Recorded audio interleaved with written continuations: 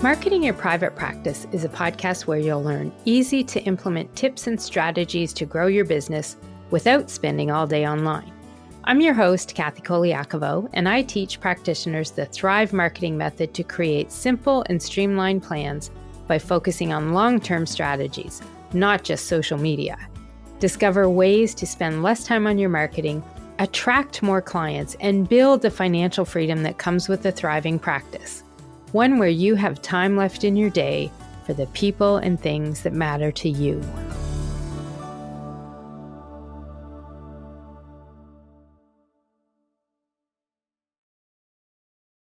Hey, private practice heroes. Thanks for tuning into the podcast.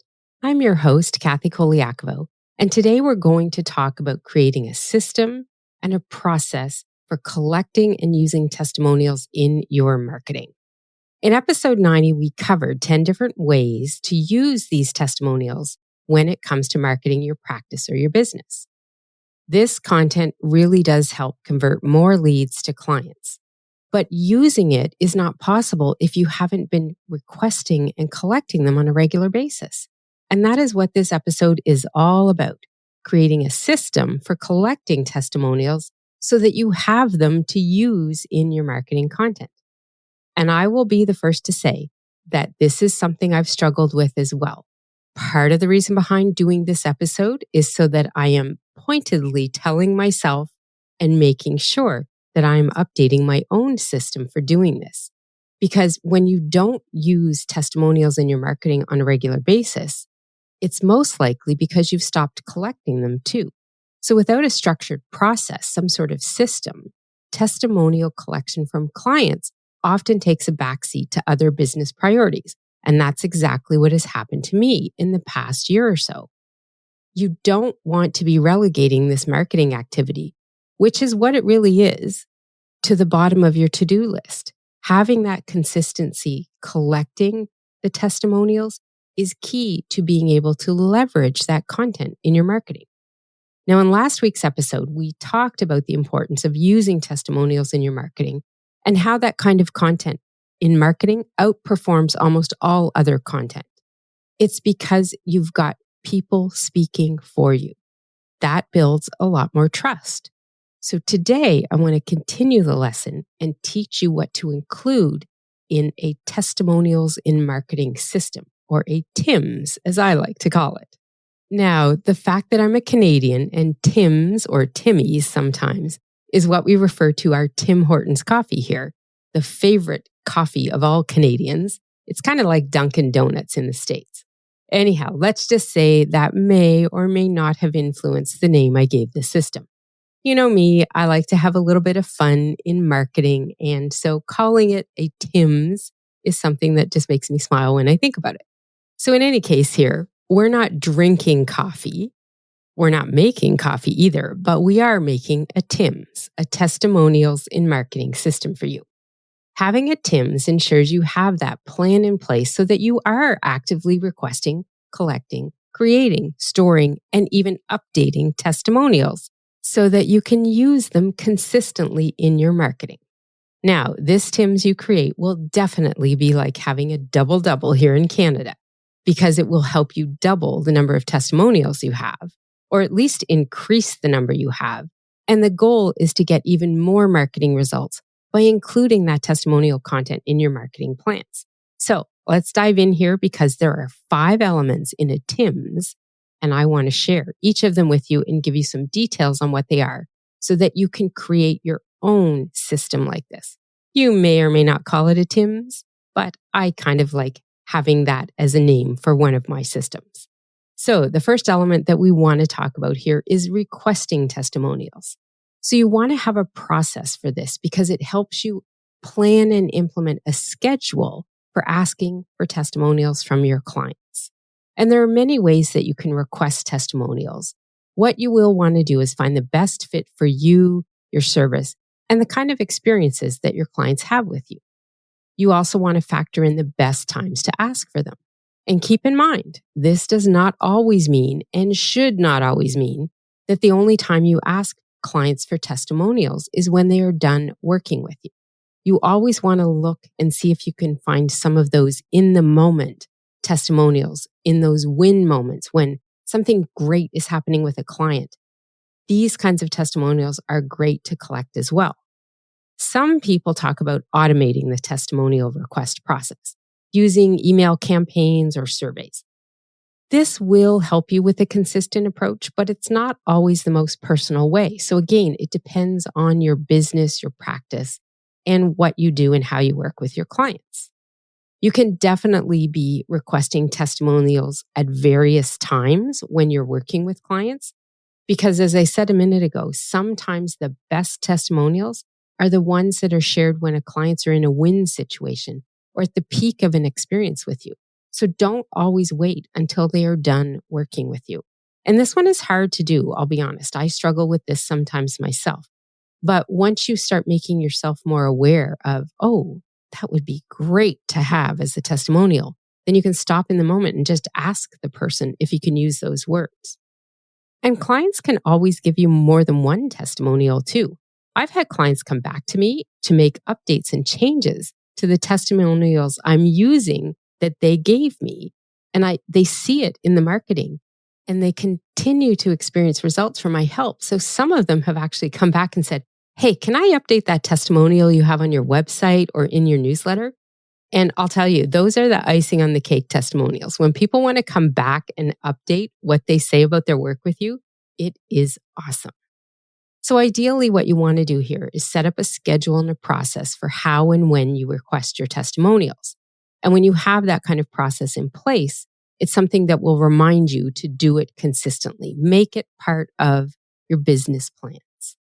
Now, one common question that people do ask me about testimonials is, do you give a reward for a testimonial, like an incentive? Some people will tell you to offer an incentive in exchange for a testimonial. For the most part, I kind of disagree with that strategy. There are definitely businesses where the incentive or fee for testimonials works.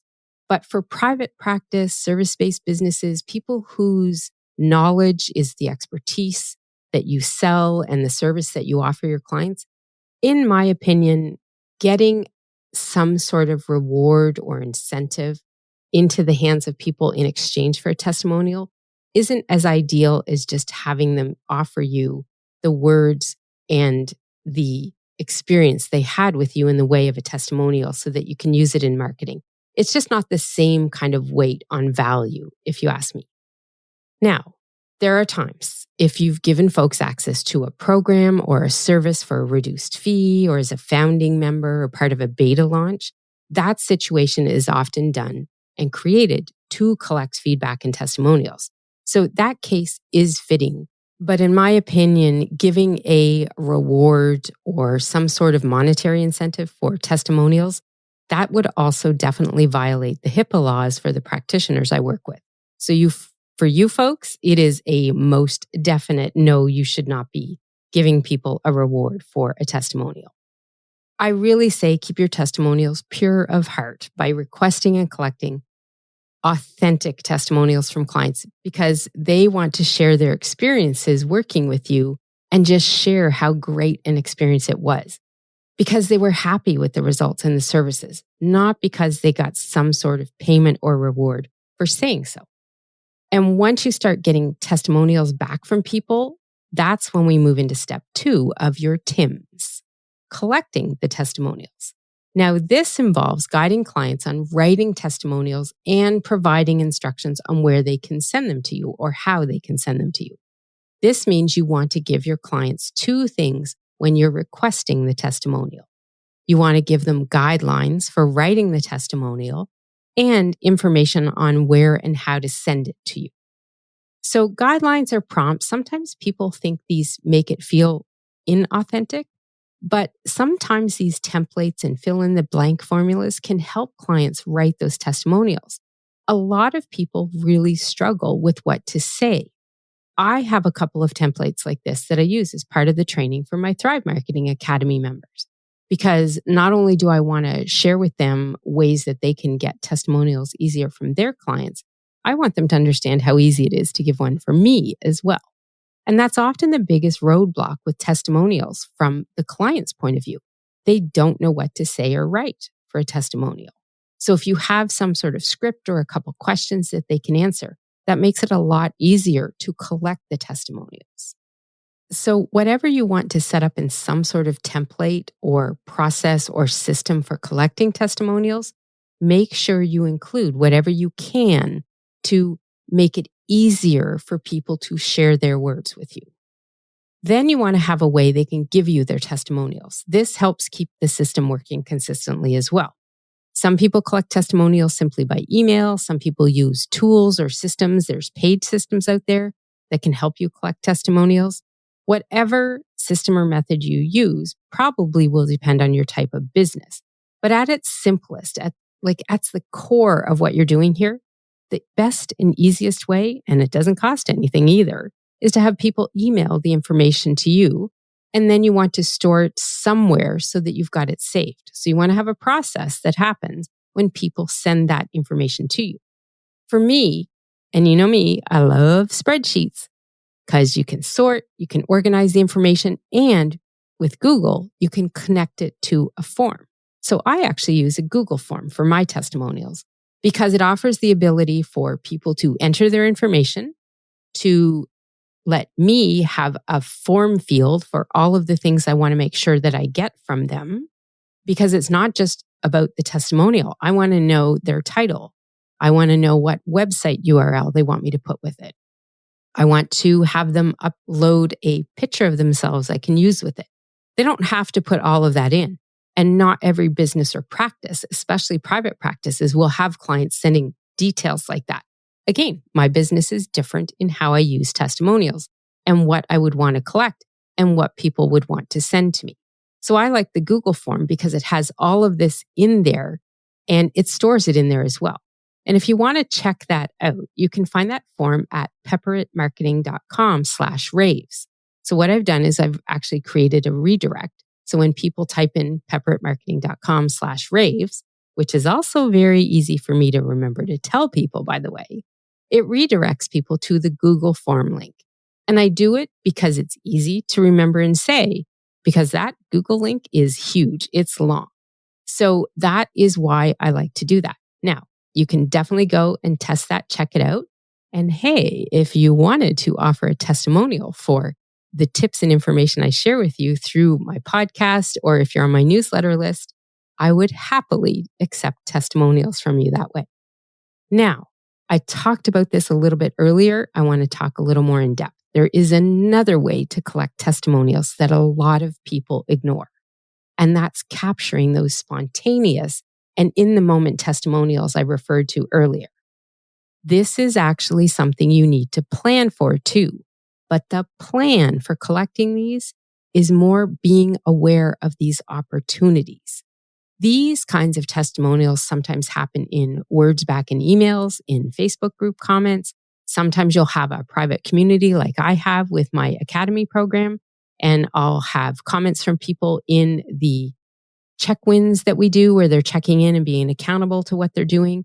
Sometimes people might say it to you on client calls. These in-the-moment testimonials can be some of the most powerful testimonial content you get.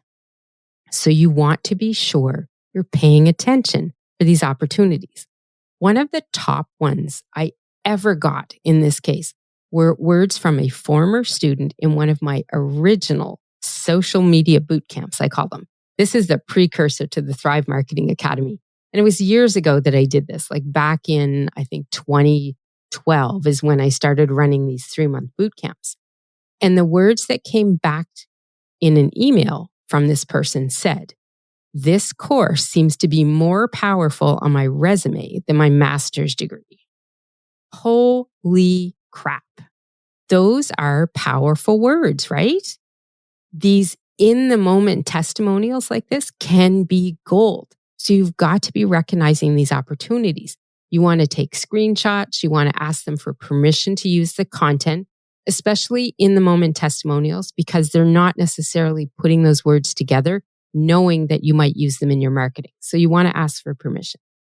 Then you want to repurpose them. And this is where sometimes I might talk about them in a video when I talk about it. I have taken a lot of these and done screenshots and used them as images in marketing. And sometimes I take the words and turn them into other images. And so this is really taking us into step 3 of your TIMS, of your testimonial and marketing system, which is creating the testimonial content. So when you're looking at step 3, that's what I'm talking about is you're not always going to use the testimonials as is, the way you collected them, which is often for most people, text and words. This is where you want to get creative with that list I shared in episode 90 of the podcast, the list of 10 easy ways to use testimonials in your marketing. So you want to have a plan for how you're going to use them. And in that situation, you're going to possibly have to create something in order to use them. Now, to give you a quick recap of the 10 ways I shared last week, here they are quickly going down in a list. Number 1, having, of course, that testimonials page on your website. Number 2, you can sprinkle testimonials on other relevant web pages. You can use them in blog posts. You can use them in marketing and sales emails. You can include them in speaking presentations and launch plans. You can definitely and should use them as highlights in your newsletter. Some people will use them as podcast content and talk about them. I just shared one of them just now. People will definitely use them in social media content. That's the most common way. If you get videos, you may want to put them on your YouTube channel. And then, of course, I also mentioned and talked about using testimonials as part of a lead magnet. And that's where I shared how I took words and screenshots from one of my clients on the results that she got from working with me and turned it actually into a lead magnet and a mini training. So when you're looking at all of these ways that you can use testimonial content, you've got to have a plan for converting that raw testimonial content into marketing assets like images or taking the videos and somehow putting them together so you can use them in your website, in your marketing. And that's where the YouTube part comes into play because often those videos will be stored on YouTube so you can use them everywhere else. Definitely you want to look at using templates in tools like Canva to streamline this process and help you be consistent with taking the raw testimonial content and putting it into some sort of creative piece of content you're going to use with the marketing. When you have these templates and you have a structured approach to how you're going to do this for every one of those 10 ways you might be using the testimonials, that's what's going to help you really stay consistent in using that content and streamlining the entire process of taking the raw content and the words and turning them into something that you use in the marketing. So for instance, in my newsletters, I have a template that I use for the images the clients give me to go with their testimonials. So I have a template in Canva. We add their profile picture to it. We save it, and then we use it in the newsletter. Whenever we create an image for the content that we might use on Instagram, there's another template that I would use for that. So again, we're just essentially filling in the blanks of these templates with the words from the clients or just the highlights because you don't have to use the full testimonial as is. Sometimes you may pull out some of the most important parts. And that's really all about having templates and systems in place. You know you want to use your testimonial content in one of these 10 ways. How are you going to use them? Well, if you're going to use them in social media, you need a template for this or a system of how you're going to use it. Same for the newsletter, same for blog posts. So putting some of these systems in place on how you take the raw testimonial and convert it to a marketing asset is key. And that's step 3 here. And this step in your TIMS, in your testimonial and marketing system, is going to guide you in developing step 4. Because when you know what you're going to have to create for the marketing content and where you're going to use it, then you need a plan for where you're going to save and store all of these new marketing assets, these images or videos that you've created. And that's where we get into a testimonial storage system. This step in your TIMS is critical to efficiently reusing testimonials that get sent to you now and in the future and putting them all together and using them in your marketing. Organizing and storing not only the testimonials you collect as is, but then the assets you create from all of that, it ensures that you have easy access for using it in the future and reusing it, especially because testimonial content is what I call evergreen content. It remains relevant for the most part over time. So you can use that image you create today from a new testimonial and reuse it again in 6 months or 3 months or next year. But it's harder to reuse that if you don't have a system and you don't know where you put that image in order to reuse it. So again, when it comes to storing content like this, that will probably depend on how people send it to you, whatever you've set up for collecting your testimonials. And then it also really depends on how you like to organize your files and save things on your computer. So some of your basic organization systems that you use in your practice or your business. This is one of the reasons I like the Google form to collect my testimonials. It stores all of those responses in a spreadsheet. From the client's end, it looks like a nice form. From my end, it's a spreadsheet I can sort as needed, and then I can always review and look at. Number one, how old are the testimonials? I can sort it by date column if I want to. I can look at, what testimonial was for what kind of service, because I have a section for that as well. So it saves everything I'll need in one place: the client's name, their title, their website URL that they want me to use, their profile image, the words that they've submitted, as well as the date they submitted it and what service they're submitting it for. So everything I need to use that testimonials marketing content is in that spreadsheet because I use the Google form. Again, there's lots of ways that you can collect your testimonials. What you do and use is up to you. I like this one. It's easy to make work. It saves and stores things the way that I like it. And it's easier to reuse and repurpose anytime in the future. The other thing I like about it is when I want to use a testimonial, for instance, in my newsletter, I have a VA that helps me with my marketing. So I simply add a note to my article template for every week's newsletter under the client rave section. So this is a template that actually my Thrive Marketing Academy members get. So what I will do is in the section for client raves, I'll put something like use Jan P's testimonial for the Thrive Marketing Academy. That's all I have to say. My VA can then go grab that exact testimonial and put it in there. If we've used it before, she'll go to the file folder where all the testimonial images and marketing assets are stored and grab Jan's photo that we already made because we used it before and knows exactly where to find it because it's there because we're using a testimonial storage system. So it's all easy to do, easy to use and reuse. If it's the first time that we're using this one, then we would make that image and store it in that same folder. So to give you an idea of what this might look like for a business who has a testimonial storage system in place, I'm going to give you a rundown of my testimonial storage system folder. Essentially, it's a folder on Google Drive. And I will put an image of this in the show notes page on my website at marketingyourprivatepractice.com/91 on the show notes page. So I will include that there. So be sure to click to the show notes page if you want to take a peek at what this folder looks like on my storage system so that you can understand maybe a little easier how you could put one together for yourself. So essentially I have a folder called Pepper Biz Team. And in there I have lots of different subfolders. And in one of them, it is a folder called Testimonials from Clients. And under that, I have folders for testimonials for people I give to other people. Then I have a folder for client testimonial images. So that's where we store the original image they give us and the one we create that we use. Then I also have folders for lead magnet training, Pepper testimonials from older general ones, podcast testimonials, Thrive Coaching Circle testimonials, Thrive Marketing Academy testimonials. I have newsletter comments. I have email comments that I put in the newsletter one as well. I have one for lead magnet training. And then I have one called IG story size because I take some of those as well and make an Instagram story sized image sometimes from testimonials. And they're all stored in there. So having a folder like this just makes it easier for you to know exactly where you're going to store it, where you're going to save it, what folder, what's going to go in there.